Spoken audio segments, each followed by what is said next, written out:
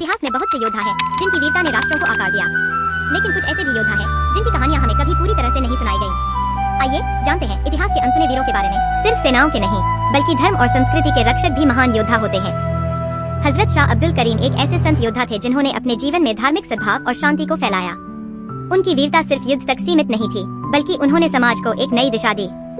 मध्य भारत की रानी दुर्गावती एक युद्ध मंत्री थी जिन्होंने मुगलों के खिलाफ अपनी कड़ी लड़ाई लड़ी। रानी दुर्गावती ने अपने राज्य की रक्षा के लिए अपनी जान की बाजी लगा दी और उनकी वीरता ने उन्हें इतिहास में अमर कर दिया।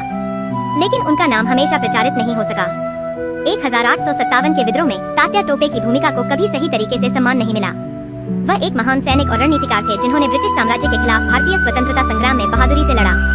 उनकी बहादुरी और बलिदान ने कई भारतीयों को प्रेरित किया, लेकिन उनकी कहानी को कम ही लोग जानते हैं। भारत में दिल्ली सल्तनत की नींव रखने वाले कुतुबुद्दीन ऐबक की कहानी किसी फिल्मी कहानी से कम नहीं है। एक गुलाम से राजा बनने तक का सफर उनके अद्वितीय साहस और कड़ी मेहनत की मिसाल है। ऐबक ने अपने जीवन की शुरुआत एक मामूली गुलाम के रूप में की, लेकिन उन्होंने अपनी बहादुरी से दिल्ली की गद्दी पर कब्जा किया।